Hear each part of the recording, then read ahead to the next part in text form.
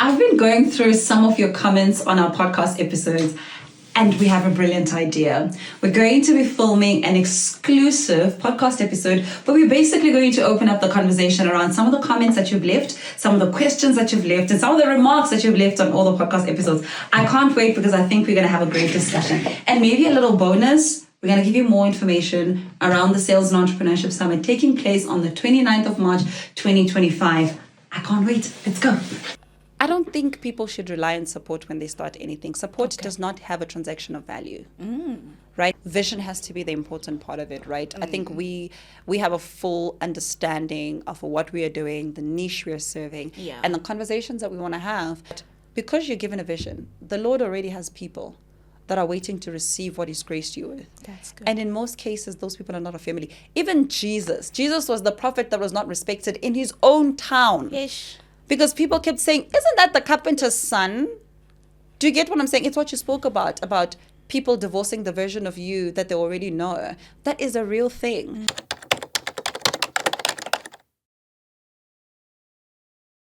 Hello, Resonate community, and welcome to the best and the biggest sales and entrepreneurship podcast in the whole wide world. Now, I always ask myself, what's the best way I can get to talk to the rest of our community, right? And then because I have such an amazing team, they're like, no, we will stand in the gap for the community and we will talk to you on their behalf and ask all the questions and just interact. And today we have the lovely Stany. Woohoo! Hi, guys. Hi, Steph. Guys, I didn't want to be here. Wow, Steph. I'm snitching. Wow. Don't tell people our business. But it's good to have you here. Thank you. It's always nice to have you on the podcast. Thank you. I mean, you're here every day, all the That's time. so true. Behind the scenes, Yes. the whole time. It's good to have you on camera. Thank you. Yeah? All right, so Michelle, are you ready? I am ready. Oh, wait, so we're going to start with a fire round of questions. Oh, okay. Let's do that. Oh, I'm going to do my own question. Yes. Why not? Yeah. So Steph is taking over the interview, you guys. Taking over the conversation. Okay. So I'm going to hand over to you. Okay, You should have cool. actually just done the intro. We should have. Yeah. Okay. So my first question is, I know you're a married woman, right? Yeah. But who is your childhood celebrity crush? My childhood celebrity Yes. crush. There were several. Ooh. It was like Bow Wow, Justin Bieber, Old Marion, who else? Lil Wayne.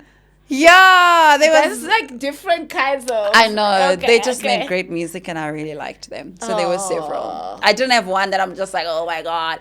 There were several. I really, really liked them. Chris Brown is also one of them at the time. Okay, So I was cool. love it. I loved action movies, so the guys my with the gosh. guns were my crushes. Really? Yes. Give me a name. And so your Tom Cruises of Oh, Mission nice. Impossible. Okay. Rambo, Sylvester. I was gonna say Rambo. the actor that did Rambo. Yes, Sylvester Stallone. Is it Sylvester Exactly. Stallone? Yes, Yeah. Sylvester. Bruce, when he did Die Hard. Yeah. So if you had a gun and your movie was good, they were your You person. were my person. Really? Yes. That's so I interesting. blame my dad. I was a tomboy. So any gun, boop, boop, boop, boop, boop, I was the one. Okay, cool. Okay. Second question. Yeah. What is your current favorite outfit? On Instagram, we used to do Get Ready With Me, on the stories. Then Yeah. you show us what you wear. What I'm What wearing, is your favorite combo? It suits you, no fail. So what I'm wearing now, Yes. I'm loving, and I think you've seen that. Yes. I'm loving jeans and a cool top. I'm really loving loose baggy jeans with something cool. But because I'm a professional girl, I Yes. like keeping it very professional. Yes. So I always want my top to either have a collar, but to not make it look like jean and shirt, but I don't know, but I'm loving loose jeans and a great top. That's my current. I think my outfit today is a win. I put it on this morning and I was like, damn, She looks nice. When you walked in, I was like, "Hi, yeah, this one looks like a well-kept I liked woman." it. I loved it. I loved it. And yours? What's yours? Mine currently, especially on Sundays, I'm loving dresses or skirts, like the long skirts. Okay. I'm trying to be more girly. Yes. You know. Proverbs 31, come on. I don't know about Proverbs 31 because I ain't getting up at that time. I tried. It doesn't work for me. You need to join the club. I can see that your last episode, Yeah. I said 5 a.m. Michelle. 5 a.m. I need the toilet. Yeah. And then I'm back in bed. Oh my gosh. Yeah. I'm part of that club now, and I don't think I'll ever stop. But I think with you guys, when you start that early, you are very productive. Yes, By extremely. the time it's 12:01, you've done half of your work already. Absolutely. It's done. Yeah. And then you have a few things left and you're done for the day. Yeah, but I think it also allows us to do so many things that by the time it's like 1:00, even if I'm done with the things I was supposed to do, I open myself up for more work, essentially. Ne? But it's good because then I'm expanding more ideas and I'm doing a lot of things. So Yes. it's very nice. Yes. I like Okay, that. cool. Last one. Yes. So far, we've done a few episodes in the year, and the quarter one is about to end. Yes. Who's been your favorite guest? Oh, okay. I'm biased, but Is you can it? start first. My favorite, I posted something on Instagram last night, and I said that the episodes I've had this year, man, have been life-changing. Like, I think every episode, I'm just like, sorry, what just happened? Like, goosebumps giving and affirming. And I learned so much as well. What has been my favorite episode? Shucks. It would be also very biased to say the recent ones because those are the ones I remember vividly. Yes. I think that the episode I did with Vanele was amazing. It was like... It's not out yet, eh? I'm not sure when this is going to be out. Yeah. But the episode I did with Vanele was just amazing. I thoroughly enjoyed the conversation. I think with context of having read his book, Correct. I was just like, oh my God, mind blown. My favorite episode. Yes. Yeah, that's mine currently. And even the one we did with Bumi also was like really good. And then also the one that we did with Nonto. Yeah, one like all of them were great. Yeah, but we want one, Michelle. You have to pick one. At least two. So we are taking Banele and Pumi. Yes, I'll say Vanele and Bumi. Okay, cool. And Nonto is a bonus. Because I really love the episode. It's literally right up there with all the other episodes. Yes. Yeah. So I'm gonna say Bulelani. Yes, You know, of course. I love Bulelani. Your turn. Oh, He's my shucks, pick. man. You see, yeah. Okay. Bulelani, do you see that? He's my favorite. Yeah. And I don't know what it is about when Bulelani and you have conversation. Yeah. It just flows, Yeah. you know. So he definitely is. Yeah. And I enjoy talking to him a lot. Exactly. And then Nontu's one. Yes. Nontu's one. Whew. I think Nontu, because she's a coach, right? Yeah. It just hits home. Yeah. Yeah, like you need to watch it a couple of times. And the way she also articulates and how there's a way she says things. Yes. That is different. Exactly. And it's like, oh my God. Yeah, she's like that favorite therapist. Yes. That's I her. love That's that. her. I love That's how her. you define that. And I'm also going to have a bonus because Michelle had a bonus. And Okay. my bonus is Pumi. Yes. And I think it's because working at the Resonate has helped me see people differently. Yeah. I think online we have this perception of people, Yeah. and then we have some negative vibes around people. You don't even know these people. But I think meeting her was so refreshing for Yeah. me. I've never been so convicted on how what we see online is not real. It's not real. Oh, wow. These people, they just like she has the vibe where she just wants to serve. I love that. And just the way she would treat us, even us as behind the scenes, it's like she was treating me like I'm part of her team too. Yeah. It's not like we are like a guest and like a assistant. Yeah. Like very respectful, Yeah. great vibes. Like the way she was like communicating with you. Yeah. It's like she was honored to be there. Yeah. It didn't feel like this is a big star. Yeah. We should like figure it out. Yeah. She was just part of the team. And oh my word, I was like, you know what? what we see online is not real. Yeah. We should actually spend time with these people before we open our mouth and start talking. I'm just saying. Yeah, that's a good one. I mean, Bumi is generally just an amazing human being. Yeah. But I think overall, with a lot of the guests that we have, they are just amazing people. Yes. Behind the scenes, in front of the camera. And I think that's what makes somebody great. It's like their ability to treat anyone with kindness and with greatness. And to your point, you know, we just take everything you see and hear on social media with a pinch of salt. Yes. Because you've never experienced the person from above. So Yeah.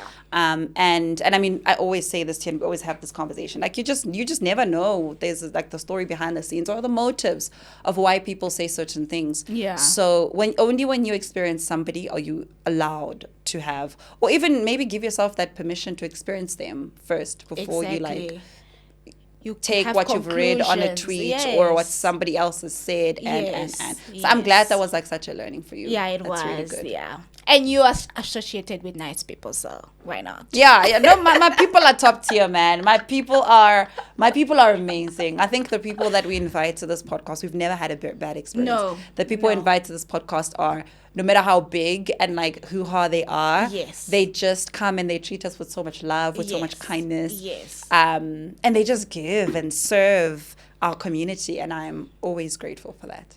Amen. Yeah. Amen. Hallelujah. Okay. So our first question. Okay. So I think it's Label Fitness. Yeah. She says, do the unsexy work. Yes. I was selling imagwenya Yes. on the street to find my business. It was worth it. Hey, I'm going to do it again because, hey, sifana imali. What? Sifana imali. Did you read that correctly? Sifuna imali. So sorry. Oh my goodness. I apologize, guys. And it's Amagwinya. Amagwinya. What did I say? You said Imagwinya. I say it how I am so sorry. How you read it, it's fine. Sifuna imali. We want money. Yeah. So like I think it was a video you did doing the unsexy work that we can't vlog about it or it's not aesthetically pleasing, but that is what we need to move our business forward. Can you expand on that? Yeah, absolutely. Look, I think we are in a society where, because we consume so much social media, we consume a lot of people's highlights. Yes. And then we think that is it. So if you see me on a stage and you see me at the podcast, you think this is like my life. And you don't realize, for instance, to our conversation, that I literally wake up at 5 a.m. in the morning and that there's so many, I just remembered my husband said, I'm making waking up at 5 a.m. in the morning my personality. Every time it's like, I need to go sleep because I will not I wake up at 5 but I don't disagree with him. So now I'm like, guys, just give me a moment. I'm still so excited. You know, like I'm so proud of myself. You have no idea. And I keep reminding myself that it's like, this is a thing. So he was teasing me last night. Yeah. So he was teasing me last night because I'm like, I have to go sleep because, you know, I wake up at 5 a.m. in the morning. Anyway. I'm going to be calling you Miss 5 a.m. Yeah, it's like, that's my thing. Anyway, you know what? Bring it on, because the more people talk about it, the more I'm like, I need to now still continue. But anyway, I just remember that. Going back to the point, it's so because people see those things, they aren't aware of the fact that there's a lot of unsexy work that happens before we come online. So for instance, every podcast episode we shoot, there's a whole team behind it. There are several calls, there's briefs, we plan episodes. So there's so much of the unsexy work that we don't show that bring the results that everybody's seen. And I think everybody just needs to realize that when you crave a highlight moment of somebody, you must also realize that that highlight moment comes from moments of them having done the work behind the scenes. And I think my intention is to fully highlight the fact that there is process behind the achievements that you see. Like when we go on CNN, because the brand has done so well, etc., it's very important to realize that we have been in the game long enough to have done the work for people to trust what we do. So there's a lot of unsexy work, and I see a lot of people getting so frustrated, and I think I did a TikTok about this, that I see a lot of people getting so frustrated that, I've been posting for 3 months and nothing has happened. I'm like, what? It's only been 3 months. Like, just keep going. You've got a year or two. I mean, DJ Sbu said to us that before our podcast blows up, we need to do 100 episodes. Imagine. Right? We just passed the halfway mark now. And it's just highlighting the fact that, or maybe we need to start showing the behind the scenes so that people really realize it's that not easy. It's not easy. There's so many sacrifices and there's so many work that we do. So I just want people to be able to know that you have to be willing to do the unsexy work if you are attached to the applause and the announcements and the big posts and everything else. It's like when we do the summit and you get to see the summit, it's like, oh my God, this was amazing. But you don't know we've been planning and talking about this thing since last year. Yes. There's so many behind the scenes work that have come into that one moment or those few hours. And it's the same in everything that we do. Like, you only get muscles because you've been going to the gym consistently over a period of time.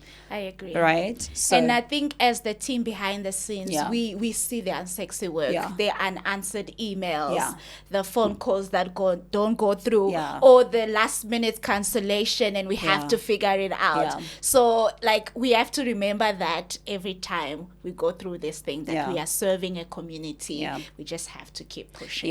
Yeah, big time. And I think vision has to be the important part of it, right? I think we have a full understanding of what we are doing, the niche we are serving, and the conversations that we want to have. And because of that, it becomes very important for us to center ourselves, even in moments of like, where we have situations where we've planned like a half-day shoot, and then both our guests cancel. Ooh! And we've prepped outfits, we've prepped makeup, and and they postpone. Nice. And we've had moments like that, and we just have to regroup and still keep high spirits and still see, okay, do we have other episodes we can shoot? What can we do best to utilize this time to still serve our community? So I think having that vision and that understanding in any organization or in anything that you do becomes very important. And it also takes time, right? Because we are dancing together as a team. So we're getting to see what works for us. So now, I think now we also already have a system that if we don't get guests, what do we do? If our guests cancel, what do we do? So now we've got, but in the beginning, it was a bit of a dance to figure it out. But as we go, we develop the ability to have a contingency plan and work through it. And sometimes even when the guest is cancelled, it has worked in our favor. And we've done videos that have then blown up and have impacted people in so many ways. So as long as we always keep to the vision in the organization, I think we are on the right path. Yes, I think my last point on that is that I always remind Michelle that at the end of the day, we connect with her first. So whether the guests are here or not, we want to hear your level of expertise. Absolutely. And it is your work that has helped us change our businesses. I love that. And that was such a great reminder for me. I definitely, because I love talking to people. Like, I love extracting so many things from people. And you're just like, you get to a point where you actually forget that, no, wait, this is like, you just need to balance the two. And I think we've been very good with that right now. And we are seeing that our audience are loving hearing from us as a community first, and the expertise that exists and that are the founding expertise of the organization. So that makes me really, really happy. I'm like, we're doing really well on that front. I love that. Okay, the next question. So, Michelle, when we start doing business, we always feel some type of way. Because to say, when you open a business, it's a quote from Zamo Dlamini. Okay. When you open a business, don't think people will support you. And can I just say, I struggled with that when I opened Virtually Steph 3 years ago. Because naturally, I love supporting my community, like immediate friends and family, and people I follow online. So it was just like a natural thing to do. It was never, you would do for me, because I didn't have a business then. I was just happy for people. And I still am. But when I opened Virtually Steph, I felt some type of way where it is the strangers, the community that I built on Twitter and on Instagram, especially my football community, because I love sports. They are the ones that showed me love the most. The ones that reshared what I was doing. Some of them have used my services. And some of the guys who I didn't even think referred clients to Virtually Steph. But my immediate circle, I felt like I felt some type of way because I didn't get what I was expecting to get. And then I read somewhere somebody said it's difficult sometimes for people that know us to divorce us from the version that they know. That's powerful. So when you start something new, they don't always support immediately because there's a version of you that's becoming they're not used to, right? And I was like, it's true, but also I feel some type of way, So when Zabo said this and when Toots commented, I totally agree. It's just very strange. So when we talk about support, Steph, I think that I have very interesting views on support, and I think you've heard most of them. I I don't think people should rely on support when they start anything. Support does not have a transaction of value.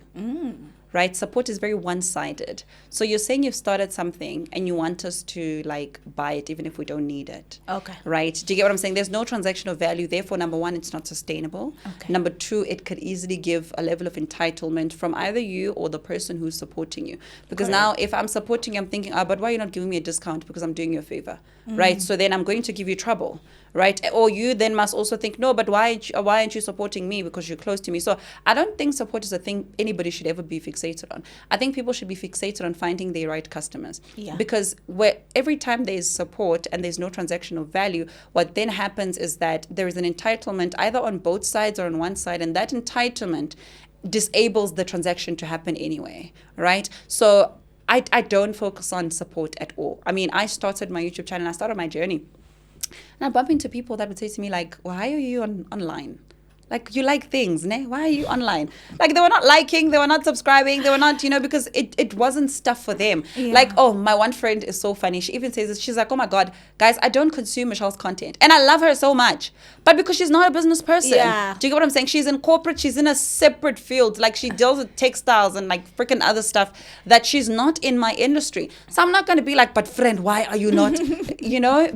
But I know that my mandate is on giving value to the community that is assigned to me. Then I focus on that. Yeah. So I think that's the important thing that everybody needs to remember, that we should never hold our family and friends to supporting us. Yeah. They don't owe us that. The vision is yours. Do you get what I'm saying? I'll even take it to the Bible. After Moses, God spoke to Moses. Do you know that Moses left his family and went to go serve God? Yeah. Now, did Moses say, this family is not supporting me? Why then? No, they must come with me so that they can pour water for me while I teach the word and, do all of those things. Yeah. That's not the case. The mandate and the mandate is on you.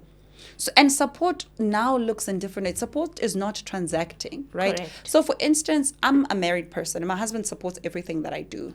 But supporting, it doesn't mean that when I launch something, he buys it. If he wants to in his own way and he feels the need to, that's perfect. Yeah. But he'll support me in a lot of different ways. He'll support me in maybe cutting out some of the things I need to do at the house to assist me with them so that I have enough time to do the work that I need to do. Do you get what I'm saying? He will support me in other ways that are useful to the work that I need to do. And that is a form of support. Correct. It doesn't always come as in transaction. So maybe, and I think also it's relative to who they are. Yeah. Friends, I don't think they're entitled to support you. I don't think anybody should be feeling entitled to their support.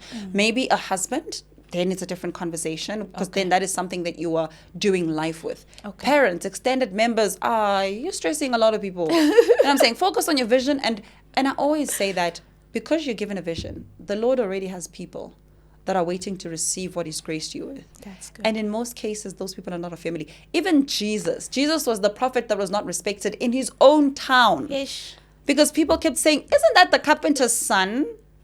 Do you get what I'm saying? It's what you spoke about people divorcing the version of you that they already know. That is a real thing. So I think we consume ourselves so much with this idea of having people clap. People only clap later.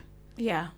Much later. Yeah. When they see the podcast and they say, my friend is a podcaster. It's like, but they have no idea what it is. And I love it for them, right? Because it's okay that they don't consume it. It's okay that it's not for them. Yeah. They're in a different industry. Maybe they will somewhere along the line, somewhere in their lives. Yeah. Like my best friend, for instance, is not an entrepreneur. She'll come to every event I do. She'll just be there. But it's like, I'm not like, but show me why you're not buying. Show me why you're not doing this. Show me. Because that's not what she's into right now. Yeah. And I am totally okay with that. But I know that I've got a community of 24,000 people on Instagram, Yeah. 24,000 people on YouTube, almost 80,000 people on TikTok that are finding that their lives are being changed by this. So how do you measure impact and support? Do you get what I'm saying? Is it just numbers of because your entire family, 2 devices each, can watch your videos, right? So that you get the views. Yeah. But whose life are you changing? Yeah. Right? But if you know that I've got 74,000 people on a platform that are watching this content, and if not most of them, majority of them, their lives are being changed, their businesses are being changed because of the content I'm putting out, then for sure, that's the life I want. I don't want my family to consume that content, because down the line, they'll call me and say, Michelle, can you borrow me 10,000 rand? And then I say I don't have. They say, but we were supporting you. You know, we were watching your content when no one's watching. We are still supporting you. And now you're making money from our support. So why can't you? You're creating a dynamic you won't be able to sustain. It's not healthy. Yeah. So support is not what you're after. It's a value transaction is what you're after. So it's finding people that find value in the things that you do and you give. And then they consume it because that's what you want, right? You want to give them value. So give that value to the people that you want to have value. Value transaction, not support. Not support. Okay, I love how you look at it different lens. Yeah, absolutely. Okay. I think it's very important. And maybe, you know, we've got this culture of Ubuntu. We've got this culture of like, oh, everybody must rally with us. And I think it's brilliant. And look, there is a need for people to buy from local businesses, to buy from businesses near them. Yeah. But if you start at value transaction, we can then have all these other conversations. Makes sense. Okay, cool. So let's talk about making money. Let's talk about making money. I love making money. So known to us, well, she stated, I just started an online shop, but boy, the marketing and getting that first order is gut-wrenching. Yeah. So like, what are your advice on practical marketing strategies or tips that will help us increase revenue, whether it's an online store or like a physical product or store? Yeah, I think the first thing to marketing anything is find out where your people are. Right, find out where the people are. I always give this analogy, and I've given it in previous videos, is that I grew up in Cape Town, and I remember when we lived in Samora, every single morning there'd be a lady screaming at the top of her lungs because she was selling magwinya, right? That lady was coming to her customers. If she had stood at a corner, we wouldn't have known she existed because chances are we don't go to corners at 6 a.m. in the morning, right? Yes. But because she was coming to the customers, we got to see and hear of her. And it took her several times of her coming to the street until, because you're constantly hearing magwinya all the time. By the second week, you're like, no, now I also want this magwinya, right? Or this morning, I don't want to make breakfast. Now I want to make a magwinya. Mama, can we have magwinya? Then we buy, and then you buy the first day, the second day, the third day. Before you know it, it's become a thing you do every single day. But it's because she brought herself into the market. So I think go to your market. Where's your market? Is your market on Instagram? Are they on TikTok? Are they on LinkedIn? Where is your market? I think once you determine first, and how you determine your market is you figure out where do people who consume or who buy the things that you're selling, where do they hang out, right? People that buy amakunya, for instance, are at taxi ranks. They are in their households. Do you get what I'm saying? Yeah. But they are not at, like, for instance, I would even go as far as they're not at a fancy restaurant. Yeah. Right? That's not where they're looking for amakunya. They're also not at a bottle store. Do you know what I mean? So you have to figure out where are you going to find people that want the things that you're selling or the value that you give. Once you find that, then go there. You go there and then you start presenting yourself in that space. That lady was not screaming, amakunya that I've made with 10% of this, 10% of that. She was just saying amakunya because we know what amakunya are and we like amakunya and we need them. Yes. But it takes her so many times to come in the street for us to crave them. And that's brand awareness. And that's part of what we're going to actually be doing as the framework I created for the masterclass that we're going to be having on the summit. Is part of it is getting into the different levels of influence, right? Is you realize that you have to start at brand awareness. And brand awareness from a corporate level is not different to like you as a small business level. Get into the market so we know you exist first. And chances are people will know that you exist or not buy from you for months. But eventually they will, right? How do corporates measure who's buying from a billboard? No one. Yeah. Right? But that's part of brand awareness. But you know how much billboards cost? They're very expensive. Correct. Right? So you need to be willing to play the long game. And that's why I would say things like start your marketing earlier. Before you leave your job or before you like depend on that thing only, because it's going to take some time for people to know, for you to move into these different levels of influence for people to eventually buy from you. So if you want to know what these levels of influence are, come to the Resonate Summit. Yes, and that's where we're going to be sharing all of this information. But that's what's important, is like come into the market and be patient with yourself.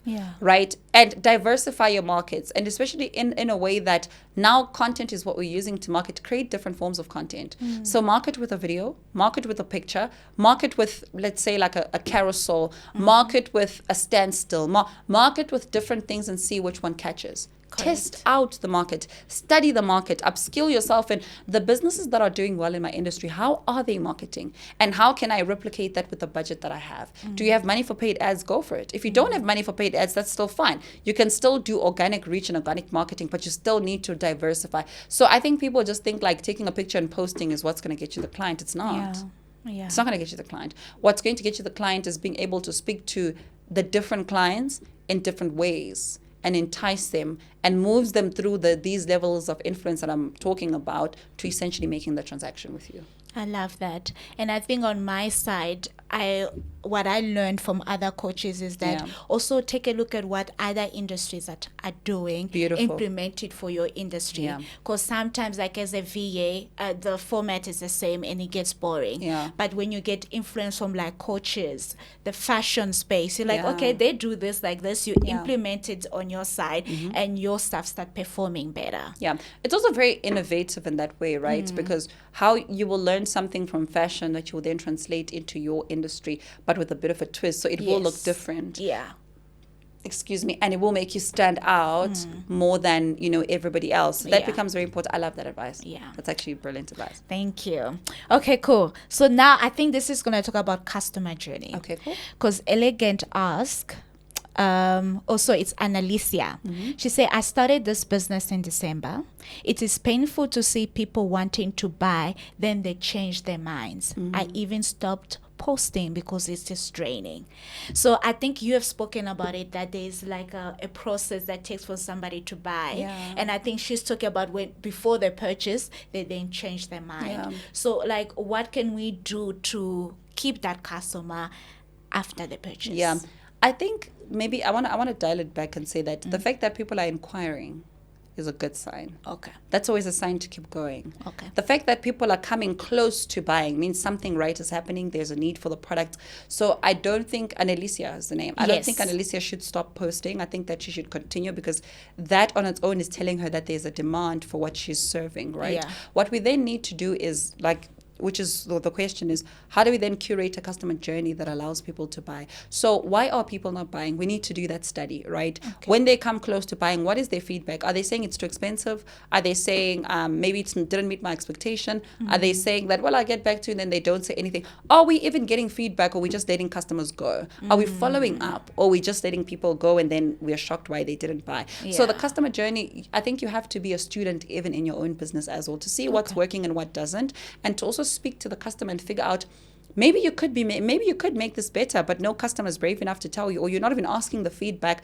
to receive that for the customer to say, you know what, I like it, but maybe Ishota 1, 2, 3, 4, 5, and these are the 3 things that I think if you added, it would make it worth my time or my money or whatever the case is.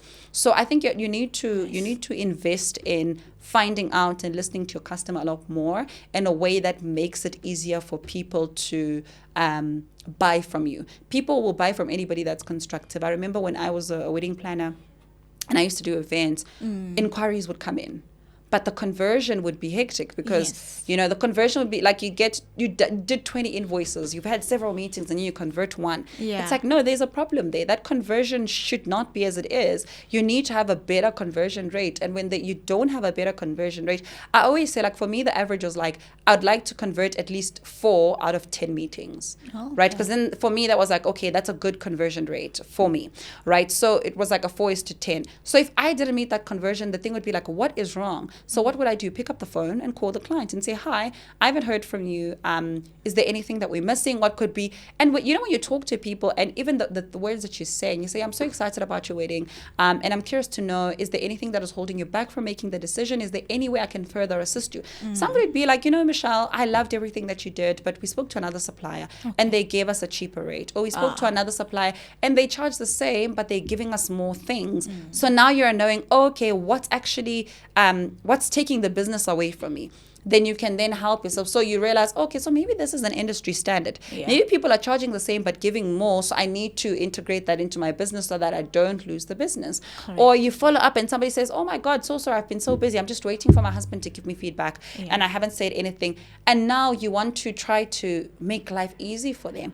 And you say, oh, well, Steph, would it help me? Would it help you at all if I spoke to your partner and I just so that we can solidify the urgency of this decision because your wedding is nearing and but you realize then you get the business, right? Then you get the business because now I've called and I said, hi, John, I just spoke to Steph and Steph, this is what she said. And I know you wanted to make a decision, but I'm worried we're running out of time. Where are we? Can I just get you to maybe initial this document so that we can confirm and I can start with the rest of the plans? So you need to be you can't. I think sometimes people think, oh, I'm so valuable, everybody needs to come to me, and the whole like your tribe will find you. Yeah, your tribe will find you, but you still need to create an experience for them to stay. That's true, right? And even if sometimes you might have to go fetch your tribe, because there are other people fighting for your tribe. Yeah. There are other people fighting for business to your tribe. So I think it's very important to study your customer and speak to your customer. Just giving a quote and giving a pricing is not enough, because maybe they didn't understand. Maybe I called a customer and they say, oh, this person's charging us the same, but they're also giving us 1, 2, 3. I'm like, oh no, I also give you 1, 2, 3. Yeah. Maybe I just didn't realize you needed them, so therefore I didn't mention those things because our meeting was so brief. But now they're like, oh, actually, okay. No, I'm going to go with you then. Yeah. But you speak to your customer. To this day, I speak to my customer. I speak to brands. Oh, wow. If they choose me for anything, I'll ask them, why me? What is it about my brand and the way that I post that you found resonated with the brand message that you wanted to put forward? Yeah. All the time. Even when I got chosen for YouTube Black, I went back to them and I said, what is it about my content stood out to you the most? Because the moment I get that feedback, I know what to do, right? Yeah. And I think for me, that became quite a big game changer in my content game, because then YouTube said, we found that you are one of the only people niching their content specifically in economic development without diluting it. Yeah. And I thought, oh, because they picked that up, then that means there's a need. So I'm going to accelerate on that. And my content was never the same. Yeah, it's been very consistent. Yes, my content was never the same, but it was because from feedback. If I just went on the fact that, oh, I'm great, I'm amazing, I would have been caught in stopping when the momentum left, diluting it with a bit of gossip here and there, just whatever, without any direction. But I know very vividly why the people and the brands and the stakeholders that work with me, why they work with me, and what is my value proposition within the market I'm in, because I'm not the only one in there. But I know what my unique selling point is to brands, to people, and to my community. But it's because I knew that from asking. Yeah. I knew that from having the conversations. I agree with that. And I think before my 2 last questions, like Michelle always do it. And then there's 4 more to come. I'm finished. Yeah. It's and there's 2, I 4 more to promise. come. Okay. So I think part of to answer to the young person, I also saw that with one of my clients is that they get inquiring about the establishment, but for us to get final figures on the quotes and stuff like that, it just takes forever. And then by the time the client gets back, and the client is actually irritated, they're like, guys, I expect more from this. This was the brief. This is not working. Maybe the site is down, or the team on the ground who actually know what they need, they're so occupied with something else, they're not giving us feedback fast enough, then we won't make that sale, right? And then I think the clients realize that wasn't working. Then they will give us like a framework. This is the basics. If you can cover this, then we can take the client. So before the client wastes their time with the back and forth, we already ask them, what is your budget? We look at the framework, then we decide whether or not it's worth it for the client. I mean, I hate back and forth. Like I always get to a point where, and I think I've said this to you about other suppliers. I'm like, if I have to invest so much of my time and energy in it, I might as well do it myself. You know what I mean? It's like, just do you have a system in place that enables me to not do a lot of back and forth, with you? And I think that's a very, very important point to make, that it's important that you don't make people hula hoop, dance 3 times, flip upside down for them to interact with you and for them to be able to buy from you. You need to make it as easy as possible for people to transact with you, because that way, when it's easy, it's convenient. And when it's convenient, it's worth my time and worth my money. So it's very important to realize. And I think the other thing is also people are taking long to respond to clients. Like that's very frustrating. It's giving, you don't know what you're doing. It's giving, okay, or maybe you're overcapacitated and you won't have time and attention for me. And people don't want to work with people like that. So it's always very important to be on the ball and to treat your client like they're the only client that matter. I agree. Even if you've got a lot of them. I faced that. The DMs were coming. I was like, I need a website. You just go see if this is what you're looking for. Can you pay? Okay, we're good. Because, oh my word, Michelle. Yes. But you see, you can only get to that point when you've started. Because only when you start, the refinery happens. The refinery is I can't handle the DMs. maybe let me create a website where the frequently asked question and all the information is there. Yes. And even with the information being there, people will still DM anyway. Do you know what I mean? So there is a bit, it's a dance into developing and discovering. But as time goes, you create enough content and you build a big enough brand for people to stop asking certain questions. Oh, okay. Right? So it's a time thing, and it's a refinery thing, but you do it as you go. And as you go, it happens. As you move, it happens. And until you are dealing with new problems. Okay, I love that.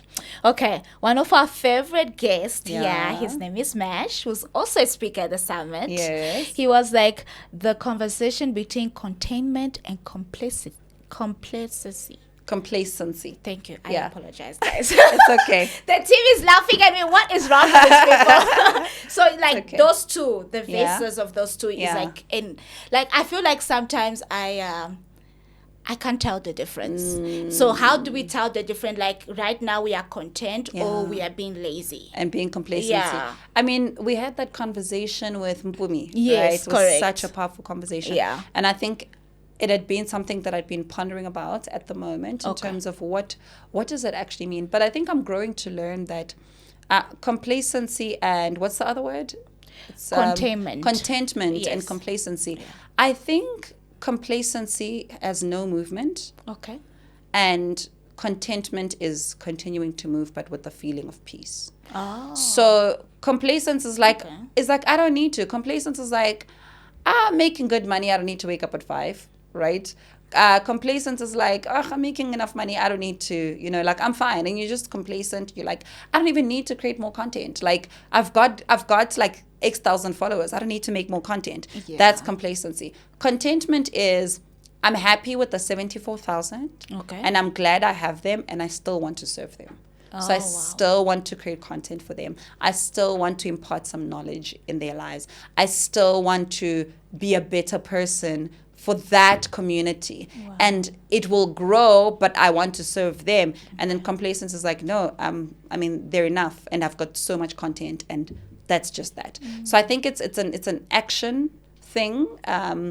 I do from a thinking with images and things in my head. Contentment is like continuing to drive the car and filling the fuel in. It's like I'm content and I love it and this is it. And then complacence is almost like not going anywhere. Okay. Yeah, it's like, no, I've got the car, I've got it, it's there, it's right here and I'm looking at it. I've got it, it belongs to me. But you're not using it to be effective and to spread out the vision and the work and to serve. Yeah. Oh, wow. That's a great answer. Did you like that? Yes, I did like that. Okay. Okay, but last question is also concerning the summit. Okay. We're going to have the panel on AI. Yes. First, you tell us, why do you think we should be interested in the AI panel? Ooh, I should be interested in the AI panel. Yeah. Because, we've got... some feelings about AI. Really? Yeah. Because I feel like people are afraid. I think Mushendu said people are afraid that it will take their jobs. But he said that it's people who are utilizing it best who will keep their job. Yeah. Yeah. So Mushambi is going to be one of the panel people. Yes. That's going to be speaking at the event. I'm really excited about. But I think the question also was the answer is like people are scared of AI and we are scared of something we don't know usually, right? Yeah. Fear comes from it's the unknown. That's why I'm scared of it. But if you were to find more information about it and how it can be so useful in your life, you move from fear to a point of productiveness in your business in terms of how you're able to apply AI. The reason why having an AI panel at the summit is something that is very key to my heart is the realization that, and I think Mushambi even said this on the previous podcast episode, it's the realization that AI is not going to take you out. It's your competitor using AI that's going to take you out of business. Correct. Because by virtue of them using AI, they're doing it faster, more innovative, and much more better, right? So how do we also now get you to do the same for yourself? How do we get you to deliver the thing that you deliver but faster, to do it more efficiently, to do it much more, better? And if you don't have AI, what you'll do is you remain in a place of fear, and that place of fear doesn't make you productive, it doesn't make you better, it doesn't make you more innovative. So I'm really passionate about people integrating tech and AI especially in the world that we're moving in, where there's ChatGPT, where there's so many tech resources coming up overnight. Yes. And sometimes it's too fast, but we need to just learn the overall arching theme of how we can integrate AI and tech into our businesses to fast track. I'll give an example. If you can automate your customer journey, it makes it easy for you to make money in your sleep. It makes it easy for people to buy digital products from you without you having to pick up the phone and say, yes, I've got it, it's in stock. Okay, let me give it to you. Because that way you can only take one call at a time. Yeah. But what if that 5 minutes you're on a call answering 10,000 questions from somebody who wants to buy from you, you've got a website that is fully automated and 5 people can transact with you. Yeah. So do you see the different scales here to actually realizing that no, this thing is here to make whatever I do faster, better, and more innovative. And that's actually a definition from Mushambi. I will never forget it. Very, very important. So I think that it's important for anybody who's trying to build anything, a side hustle, whatever it is that you're trying to run must be integrated with AI. And people use ChatGPT now, but using it is not just enough. You need to learn how to use it. Correct. Because if you send me an email, somebody once sent me an email done by ChatGPT, right? And they forgot to edit this email. Okay. So I don't know what prompt they put into ChatGPT, but they left out the brackets where it tells them like insert podcast name, and this email was like so long. They were sending a proposal to me. Oh, and shame. And I could see, I get the intention. Yes. And I obviously didn't judge them on that. I just thought it was a bit careless. It happens. Yes. But I was like, but that's the world that we're moving in, right? Is how do you, so maybe chances are it said insert podcast name because you didn't give it enough information. Yes. Otherwise, it would have put the podcast name for you. It would have if you had given it enough context, it would have written this email well enough for you to be able to do a bit of tweaking in it. But because the prompt was so generic, it gave you a generic response that you then had to overly edit. Yeah. But because you couldn't do that, or you out of time, or whatever the reason could be, you didn't manage to do that. Yeah. So those are things that people need to realize, that it's not only about it's here, we use it, but how effective are we using it? How effective are you using it? And I think the effectiveness of being able to use it is what essentially brings the change, the innovation, and the betterment of whatever you're trying to sell. So I think that's why you must come to the summit. Yeah. And also I even go as far as using scripture. And I was thinking about this because, we live in such a culture where we're just like, oh, everybody's doing events. Why must we come to events? Da, da, da, da, da. And I thought to myself, and I really believe that the Lord gave me this analogy. It's like, why do you go to church? Right? The Bible says, do not forsake the gathering of the saints. Yeah. Because there is something about being in a space and having an experience with like-minded people with the same vision that imparts something in you that helps you grow, that helps you want to be better. I am shaped by so many events I've attended, and just hearing one thing that speaks to me, just hearing something that just lights a bulb that changes the entire course of my walk with God, the entire course of my relationship, the entire course of my business. And that is why spaces like that are important. Yeah. Right? It's like you go to church on a Sunday and you carry a word that helps you through the entire week. Correct. You go to a church conference. So for me, it's beyond forsaking the gathering of the saints, but it's forsaking community and the gathering of like-minded people that gather in the same vision. And I also think that there's a lot of people don't, or we underestimate the spiritual relevance of people coming together in agreement in one thing. Yeah. Right? When we come in agreement of the success we want to do in business, correct, the things that we want to achieve, when we come in agreement of the vision that we have over our lives, I think that is so powerful, and that is a big catalyst to results that a lot of people forsake. And I think a lot of people speak down on it, maybe because they don't understand the relevance of it. Yeah. But I think that it's something that really the Lord opened my heart and my mind to say these things are not events. Yeah. They're experiences. They are impartations that happen there. Yeah. There is sometimes you go to an event and it's one thing that was said. that changes how you do business forever, that changes your income. And I think that everybody deserves that opportunity, especially in a space where we've got world-renowned speakers that are coming to the summit, where we've got thought leaders in the big corporates of South Africa that have gone international. I mean, one of our speakers is well known in Dubai because of the change that is had there in the tech industry. You know, so I think that it's important to surround yourself and be in those spaces, because you don't know, out of all those insights, what might drop into your spirit and change the course of your business in your life. I agree with that. And I think that's a great way to close up this conversation, you know. And I'm excited for the summit. Yeah. I'm excited for our guests that are coming, everyone that have purchased tickets. They're still there. But don't take your time in buying a ticket, honey.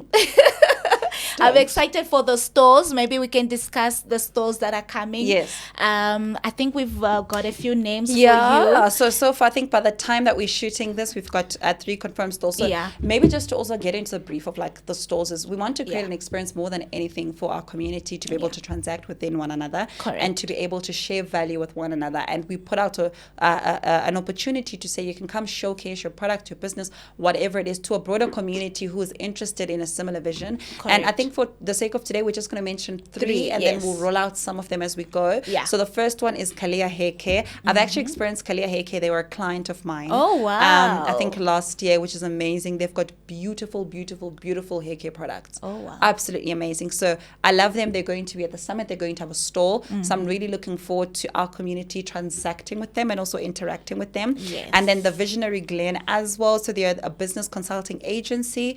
They have online courses and business consulting services. So for instance, if somebody wants to start a business, they would be the person that they would be able to talk to. Yeah. They've got online courses as well that help other people start their businesses, which is super amazing, and definitely something we at Resonate also do but stand for as well. You know, so I think the market is big, and I can't wait to also meet them as well. Yeah. Third is Calypso Jewelry. Yes. So that's also a jewelry company. I saw their pieces and I think their pieces are amazing. Yeah. So if you are coming to the summit, I really want to encourage you to bring a bit of coins, because we really want to transact with some of these businesses that are coming. I think they are valuable, stunning, well thought through businesses, and I think you'll see from their stalls that these are businesses that are not playing. Yeah, they're really doing well, and we want to transact with them. We want to transact value with them, and I'm excited to see them.